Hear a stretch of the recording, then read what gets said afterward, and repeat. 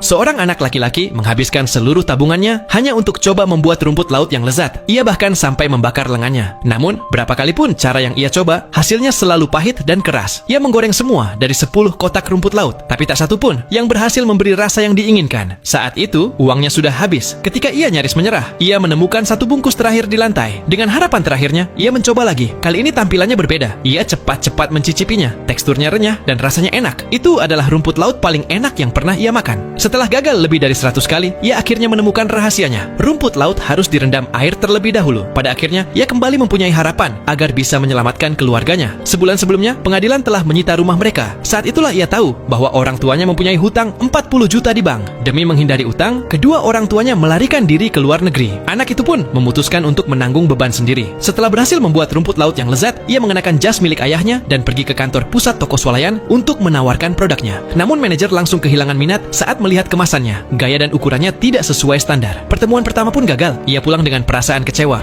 Demi memenuhi permintaan toko, ia menyewa jasa desain dan memperbarui kemasan. Lalu ia kembali ke kantor pusat, tetapi petugas resepsionis mengatakan bahwa manajer sedang rapat. Ia menunggu berjam-jam, namun manajer tak kunjung keluar. Akhirnya, ia menyerahkan satu kotak penuh rumput laut pada staf dan pergi tanpa sepatah kata. Tak lama setelah ia pergi, dua karyawan mencoba mencicipi rumput laut itu. Rasanya begitu enak sampai mereka tak bisa berhenti makan. Dengan cepat, seluruh kantor membicarakannya. Manajer pun langsung menghubungi anak itu dan setuju untuk bekerja sama. Tapi ada satu syarat, dalam sebulan akan ada inspeksi ke pabrik. Anak itu langsung terdiam ketika mendengar kata pabrik. Ia tak punya uang untuk membangunnya. Putus asa, ia pergi ke bank untuk mengajukan pinjaman. Tapi permohonannya ditolak karena usianya baru 19 tahun. Dengan pilihan terbatas, ia membobol rumahnya yang telah disegel bank dan memakai sisa uang terakhir untuk menyewa pekerja. Tak lama pabrik rumput laut mulai beroperasi. Hari inspeksi pun tiba, tapi karena pembangunannya terburu-buru, pabrik itu masih penuh masalah. Para pekerja tidak mengenakan sarung tangan atau masker. Bahkan ada lalat di dalamnya. Manajer hanya berkata bahwa mereka akan berdiskusi kembali. Sebelum pergi, pamannya memberinya amplop merah dan menyuruhnya menyuap inspektur. Tapi anak itu menolak. Ia tahu, tidak ada jalan pintas dalam hidup. Jika ada masalah, maka harus diperbaiki. Akhirnya, semua pekerja mulai memakai masker dan sarung tangan. Masalah keamanan pangan pun teratasi. Suatu hari, perusahaan mengirim faks, namun baris terakhir terlalu samar untuk dibaca. Anak itu bergegas keluar dan menyorotinya dengan cahaya matahari. Perlahan, dua kata muncul,